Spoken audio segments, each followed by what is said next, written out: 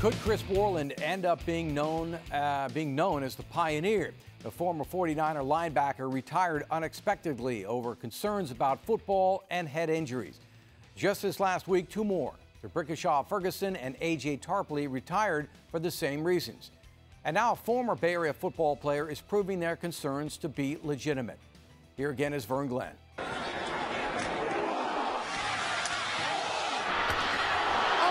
It is a hot-button issue. Felt almost as hard as the blows on the football field. Concussions, massive head trauma, delivered and suffered by these gladiators in pads. If I would have not got help, I don't even know if I'd be here right now. 8-year NFL safety and former KPIX analyst Jared Cooper suffered multiple concussions, was forced to retire in 2008.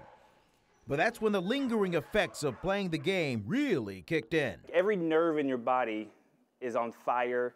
You know, even now, I have tingling that's constantly going down the left side of my body.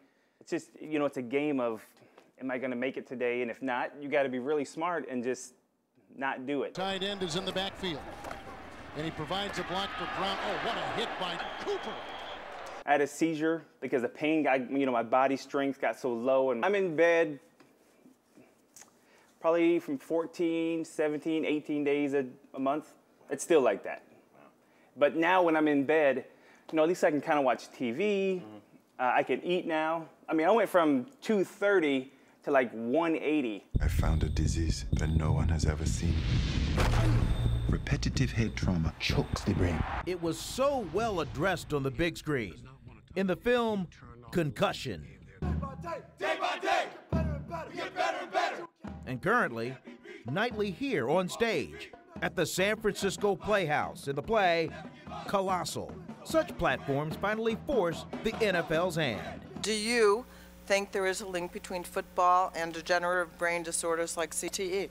Well, certainly Dr. McKee's research shows that a number of retired NFL players were diagnosed with CTE. So the answer to that question is certainly yes. To me, that wasn't even news. I think everyone was just happy that you admitted it because everyone else in the room knows. So when they announced it, they try to hype it up on ESPN, but no one, yeah, okay, you're telling us something we already know. I mean, I don't know. You just got to keep a positive attitude. It's really hard to keep a positive attitude, but only reason I have this attitude is because I've asked for help. A select few players like linebacker Junior Seau took their own lives so their brain could be studied. I know there's so many guys that are suffering, personally I know, and a lot of them are kind of bitter about things, and I try to tell them, no one cares about your bitterness. You need to think about you and your family. You need to, because I've called the NFL and they have given me the red carpet treatment. I mean, you have to call them and tell them. You can't just sit there and expect them to come to you.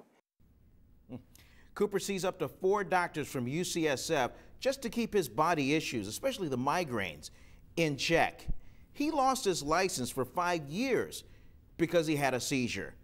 And Dennis, you won't believe this. When I asked him would he let his son play football, he said absolutely, because they would stress better tackling instead of going for the head.